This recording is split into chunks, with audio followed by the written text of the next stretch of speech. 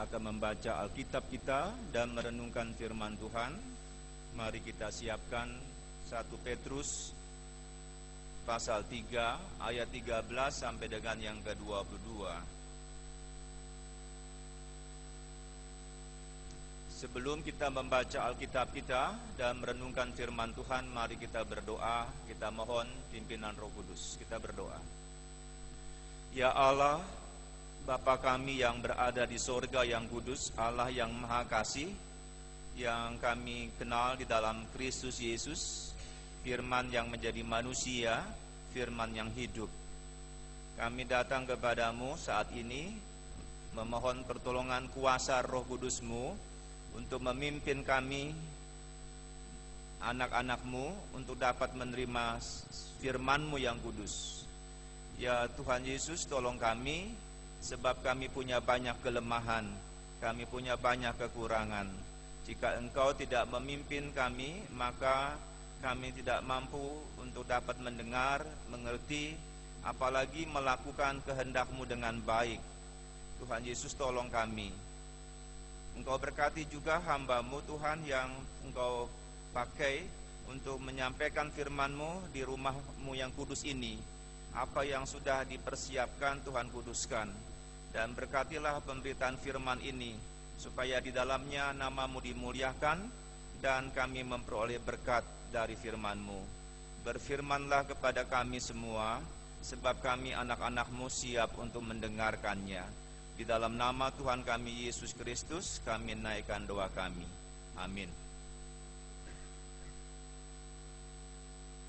1 Petrus pasal 3 ayat 13 sampai 22, judul perikop kita, menderita dengan sabar. Dan siapakah yang akan berbuat jahat terhadap kamu jika kamu rajin berbuat baik? Tetapi sekalipun kamu harus menderita juga karena kebenaran, kamu akan berbahagia. Sebab itu janganlah kamu takuti apa yang mereka takuti, dan janganlah gentar. Tetapi kuduskanlah Kristus di dalam hatimu sebagai Tuhan, dan siap sedialah pada segala waktu untuk memberi pertanggungan jawab kepada tiap-tiap orang yang meminta pertanggungan jawab dari kamu tentang pengharapan yang ada padamu. Tetapi haruslah dengan lemah lembut dan hormat, dan dengan hati nurani yang murni, supaya mereka yang memfitnah kamu karena hidupmu yang saleh dalam Kristus menjadi malu karena fitnahan mereka itu.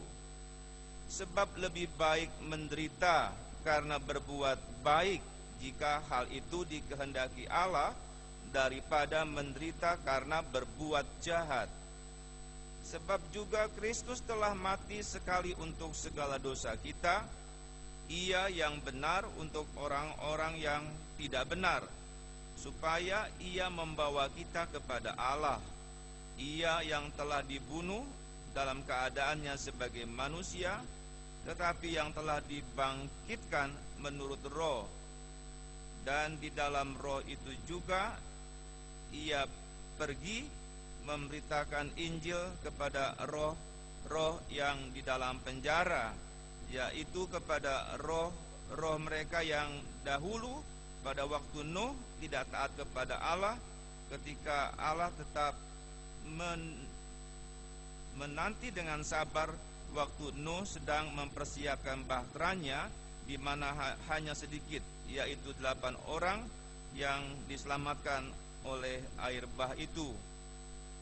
Juga kamu sekarang diselamatkan oleh kiasannya, yaitu baptisan.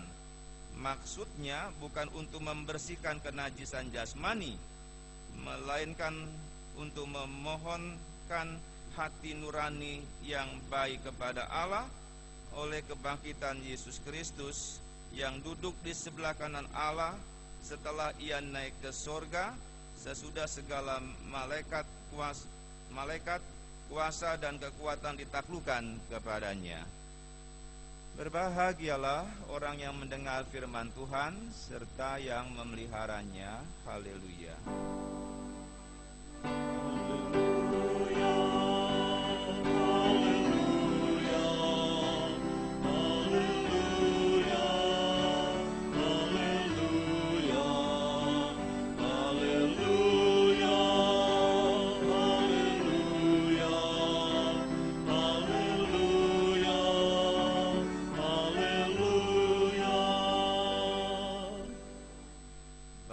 Ibu dan saudara-saudara yang dikasihi oleh Tuhan Yesus Kristus, kitab 1 dan 2 Petrus ini adalah surat Petrus kepada orang-orang Kristen di daerah pemerintahan Romawi.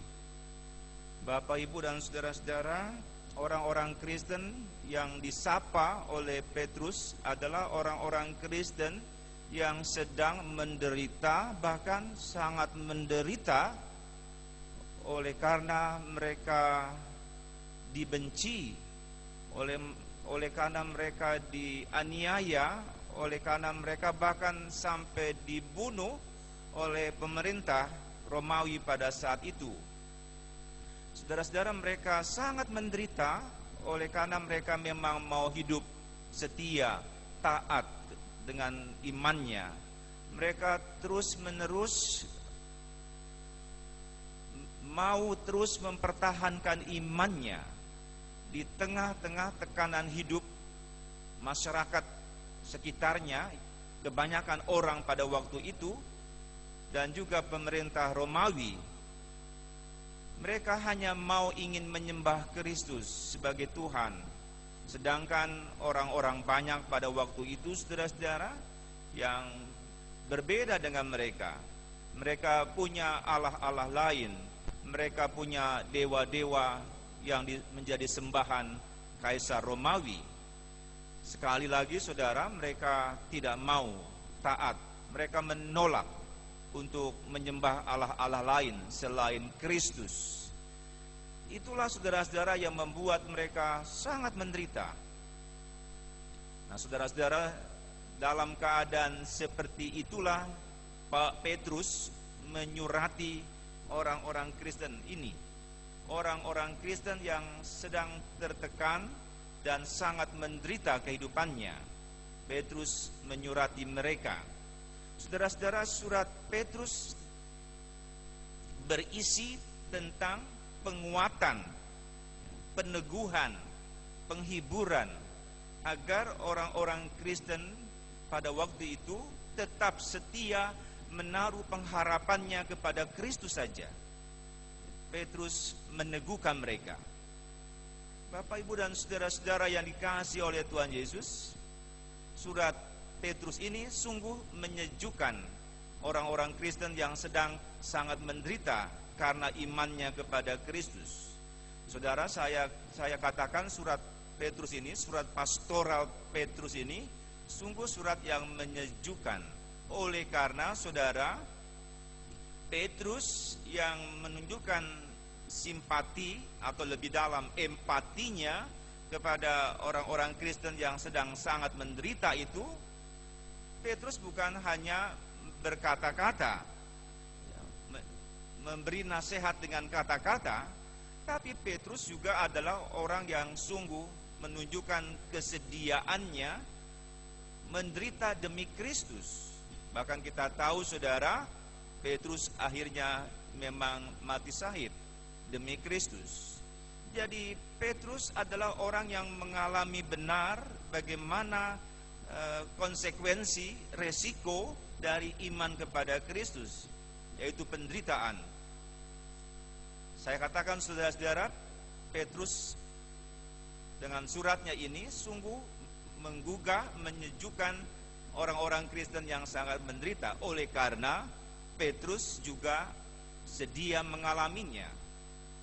Saudara, akan lain halnya kan kalau orang yang tidak mengalami, ya, lalu memberi nasihat kepada orang yang sedang menderita, ya, ini berbeda, saudara, dengan orang yang juga mengalaminya. Kalau orang yang tidak mengalami, dan saudara juga mungkin pernah mendapat reaksi dari orang tatkala orang yang saudara beri nasihat dan saudara mungkin tidak mengalami apa yang dialami orang itu, ada banyak reaksi yang keluar, saudara-saudara.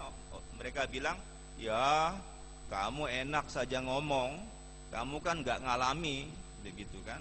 Aku yang ngalami, coba kalau kamu ngalami, ya kamu mengalami misalnya. Ya, jadi itu, saudara, yang saya gambarkan tadi, bahwa Petrus sungguh-sungguh mengalami dan sehingga nasihatnya kalau dia mengajak orang Kristen untuk bertahan dalam penderitaannya, terus menaruh pengharapannya kepada Kristus, itu sesuatu yang memang dapat diterima oleh orang-orang Kristen pada saat itu.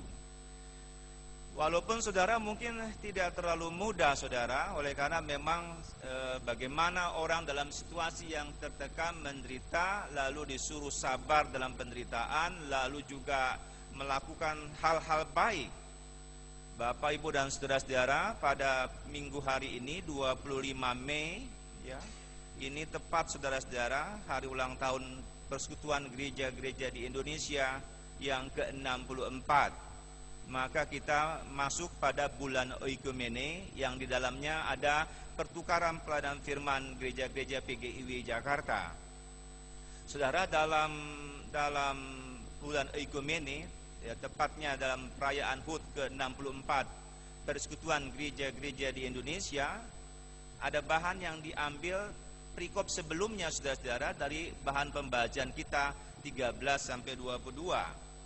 Jadi dalam rangka HUT PGI ini ada ayat yang dipilih menjadi tema, memberi inspirasi tema kepada HUT PGI ini, 1 Petrus 3 ayat 8-12. Nanti saudara boleh baca di rumah atau dalam waktu lain. Dalam 1 Petrus 3 ayat 8-12, perikop yang mendahului perikop kita saudara-saudara, PGI mengambil tema pada hari ini menghadirkan shalom Allah di tengah proses demokrasi bangsa. Tapi yang perlu digarisbawahi, melalui 1 Petrus ini PGI mengambil tema menghadirkan shalom, ya, menghadirkan damai sejahtera Allah dalam semua keadaan kita. Dan ini yang dikemukakan saudara-saudara dalam bagian nanti saya harap bisa dibaca di rumah, karena memang menjadi tema dan HUT PGI kita ini. Dalam bagian yang tidak kita baca, perikop kasih dan damai saudara-saudara, Petrus misalnya memberi nasihat begini, dan akhirnya hendaklah kamu semua seia sekata, seperasaan, mengasihi saudara-saudara, penyayang dan rendah hati. Jadi itu nasihat yang dikemukakan supaya orang-orang Kristen tetap solid, ya, seia sekata, ya, saling menyayangi. Dan ini penting di tengah-tengah memang mereka mendapat tekanan dari luar, masyarakat banyak dan pemerintah Romawi. Bagaimana jadinya kalau mereka rapuh di dalam, dan mereka pasti akan lebih hancur. Dan oleh karenanya Petrus menasihatkan supaya kamu solid, seia sekata, saling menyayangi. Nah, ini penting. Dan kemudian nasihat lainnya yang juga sesuai, yang nyambung nanti dengan perikop kita saudara-saudara, dan secara khusus tema yang kita renungkan di kebaktian kita, bagaimana Petrus memberi nasihat misalnya di ayat 9, dan janganlah membalas kejahatan dengan kejahatan atau caci maki atau dengan caci maki, tetapi sebaliknya hendaklah kamu memberkati. Ya, itulah yang seterusnya didorong oleh Petrus. Selain solid, tetap dapat melakukan kebaikan, bahkan menjadi berkat bagi orang-orang yang menganiaya, bagi orang-orang yang berbuat jahat kepada mereka. Ini luar biasa saudara-saudara, nasihat yang benar-benar luar biasa. Dan saya membayangkan tidak terlalu mudah orang-orang Kristen pada waktu itu menerima nasihat Petrus semacam ini. Di tengah-tengah penderitaan dari orang lain, mereka harus menjadi berkat untuk orang yang menganiaya mereka. Bapak, Ibu, dan saudara-saudara, di pembacaan kita pada pagi ini, untuk renungan di jemaat ini, kita mengambil tema dalam pembacaan kita 1 Petrus 13 ayat 3:13-22 itu, rajin berbuat baik adalah buah iman. Nah, di sana saudara-saudara, Petrus mengungkapkan sesuatu dalil, rumusan, sebab akibat yang logis. Ya, dia bilang gini, siapakah yang berbuat jahat kepada kalian kalau kalian senang berbuat baik? Saya pakai bahasa sehari-hari. Ya, siapakah yang berbuat jahat kepada kalian kalau kalian senang berbuat baik? Ini logika, ini sebab akibat, dalil yang normal. Tetapi saudara-saudara, kenyataannya tidak selalu seperti itu. Orang yang berbuat baik tidak selalu dia menerima balasan kebaikan, tetapi juga sering yang sebaliknya, kebaikan dibalas dengan kejahatan. Saudara, mungkin itulah realita dan juga pengalaman yang kita alami, tetapi semoga bukan saudara pelaku. Artinya orang berbuat baik kepada saudara, saudara berbuat jahat kepada dia. Itu saya kira bukan itu kita. Tapi kenyataan bahwa seringkali penyimpangan, orang yang berbuat baik dibalas dengan kejahatan. Apa dulu peribahasanya, saudara? Sekarang peribahasa sudah, anak-anak sudah nggak kenal soal peribahasa, ya. Air susu dibalas air tuba misalnya, ya. Jadi itu gambaran bahwa ada orang baik, udah berbuat baik tapi dibalas dengan kejahatan. Jadi kenyataan ini yang sering terjadi, dan orang Kristen yang disapa oleh Petrus itu adalah orang Kristen yang sedang mengalami keadaan seperti itu, saudara-saudara. Mereka murid Kristus yang sedang meneladani hidup Kristus. Kristus itu maha baik, dan mereka sedang belajar bagaimana hidup seperti Kristus. Pastilah mereka berbuat baik dan selalu berbuat baik. Tapi saudara, kita tahu tadi bagaimana orang Kristen di sana dibenci, dimusuhi, dianiaya sampai dibunuh oleh karena memang perbedaan yang tadi. Mereka tidak mau menyembah dewa-dewa kaisar itu. Tapi saudara yang dikasihi Tuhan Yesus Kristus, orang-orang Kristen yang Petrus sapa ini adalah orang-orang Kristen yang menjadi teladan buat orang Kristen pada segala zaman. Mereka siap untuk menderita demi Kristus walaupun tidak mudah. Saudara-saudara yang dikasihi Tuhan Yesus Kristus, orang seringkali bisa frustrasi, kecewa tatkala mereka sudah berbuat baik dan kejahatan yang dialami. Berbuat baik tapi terus situasi yang tidak nyaman dialami. Bisa-bisa orang bilang, sudah aja lah, sama saja dengan orang lain, ya, berbuat jahat. Banyak godaan kita, saudara-saudara, karena kita sudah berupaya berbuat baik tapi tetap kita menerima keadaan yang tidak nyaman, tidak aman. Bapak, Ibu, dan saudara-saudara, sekali lagi Petrus memberi nasihat agar orang-orang Kristen tetap berbuat baik, tetap menaruh pengharapan pada Kristus, meneladani Kristus. Saudara, cara-cara yang disampaikan Petrus kita dengar sekarang, ayat 15. Kuduskanlah hatimu, ya, kuduskanlah Kristus dalam hatimu. Itu cara supaya saudara, umat Kristen tetap dapat kuat, ya, tidak gentar, tidak khawatir tadi dalam pembacaan kita. Syaratnya, kuduskanlah Kristus dalam hatimu sebagai Tuhan. Nah, saya kira ini nasihat buat kita juga, saudara, supaya Kristus ya kita tempatkan di hati kita, pusat perasaan kita ini, dan sebagai Tuhan, sebagai yang berkuasa, ya, yang apa yang tidak bisa Yesus kerjakan, Dia Tuhan. Kuduskanlah itu dalam hatimu, beri penghormatan Dia sebagai Tuhan. Itu nasihat yang pertama, saudara. Lalu nasihat yang kedua, hendaklah hati nuranimu murni, ya, hati nuranimu murni, supaya kalau kamu difitnah karena kamu hidup baik sebagai pengikut Kristus, maka orang yang memfitnah kamu, mereka akan malu sendiri karena kamu tidak bisa diperdaya, ya, kamu tetap teguh dalam imanmu.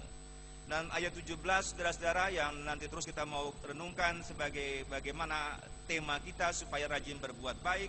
Sebab lebih baik menderita karena berbuat baik, jika hal itu dikehendaki oleh Allah, daripada menderita akibat berbuat tidak baik karena berbuat kejahatan.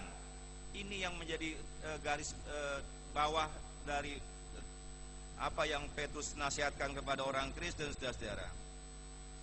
Sekali lagi, saudara, bahwa bagaimana Petrus mendorong supaya orang-orang Kristen pada waktu itu dan kita pada waktu ini untuk terus-menerus hidup ya dalam kebenaran, yaitu mau siap mengikuti kehendak Kristus ya sebagai kebenaran, walaupun itu ada penderitaan di dalamnya. Dan itu Petrus bilang itu lebih baik daripada kamu berbuat jahat.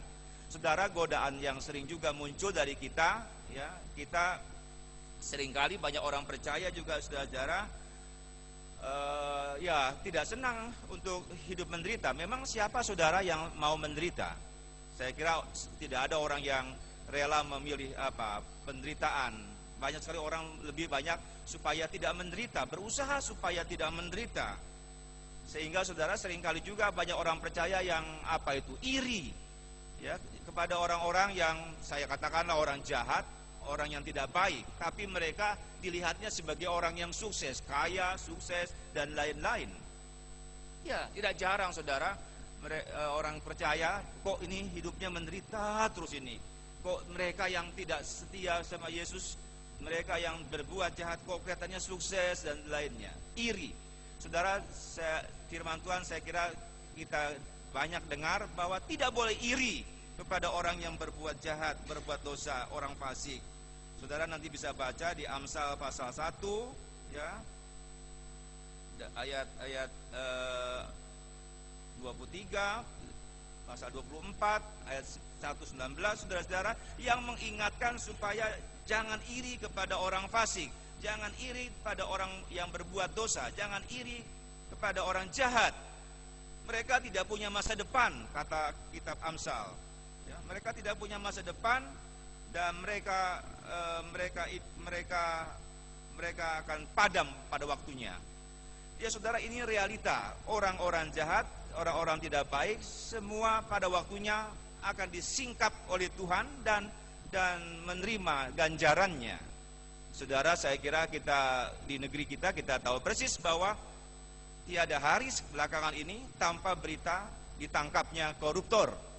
Rasanya tiap hari selalu saja ada orang yang tidak baik dalam hidupannya itu sebagai koruptor ditangkap oleh KPK, ya,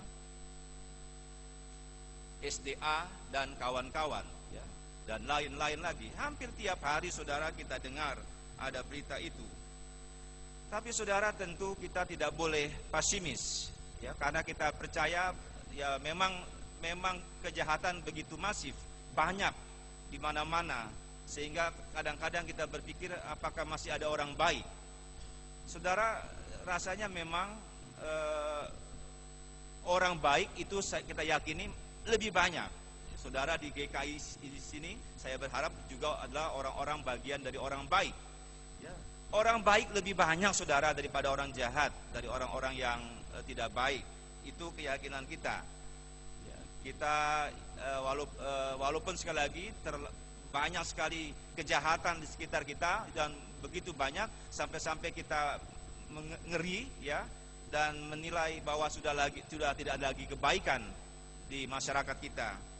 Saudara pernah dengar cerita-cerita memang orang-orang sederhana, saya belum pernah dengar itu orang-orang lain. Tapi misalnya kita pernah dengar ada supir taksi, tukang beca, ya, yang mengembalikan uang, barang yang tertinggal di becanya atau di taksinya. Pernah saudara dengar, ya?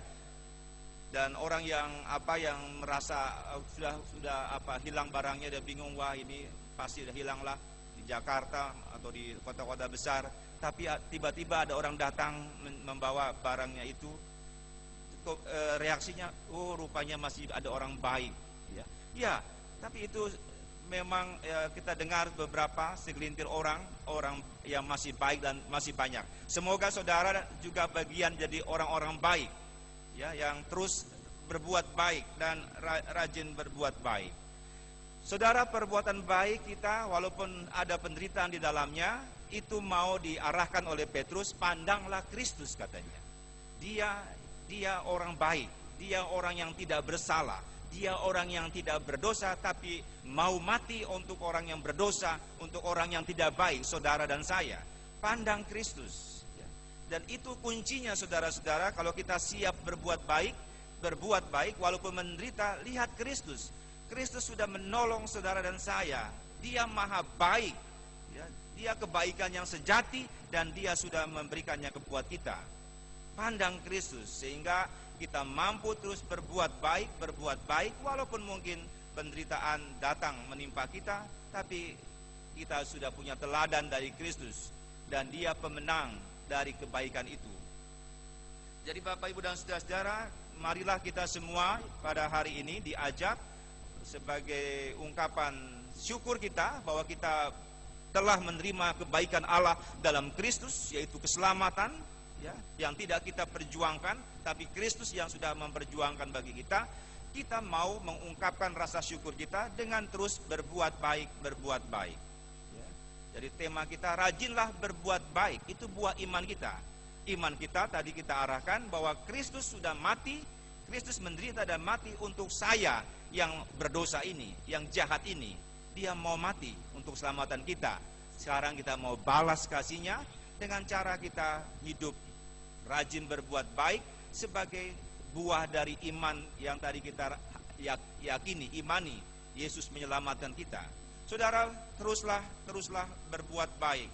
Lakukanlah perbuatan baik sekecil apapun. Ya. Mungkin saudara anggap ini kecil, ya. Saya kira tapi itu kalau Tuhan Yesus berkati, dia akan menjadi besar buat orang lain yang menerima kebaikan kita. Tapi yang penting terus lakukanlah kebaikan sekecil apapun, apalagi kalau besar jauh lebih bermakna. Tapi kecil pun dengan tulus ikhlas, dengan penuh kasih, Tuhan berkati. Ya. Saudara, tema kita menarik seperti saya, rajin, ya. Jadi ini diungkapkan supaya rajin berbuat baik. Rajin itu berarti ya lawannya jangan malas lah kita, ya. Rajin itu sering dan terus menerus berbuat baik terus, ya. Jangan sesekali, jangan temporer, ya. Kalau lagi apa hatinya senang atau apa dia berbuat baik, tapi kalau keadaan yang lain dia nggak berbuat baik lagi. Tidak, saudara. Saya memaknai rajin berbuat baik, saudara jemaat GKI di sini mau terus menerus setiap hari berbuat baik, terus berbuat baik. Itu yang diharapkan dari tema kita dan firman Tuhan pada pagi ini.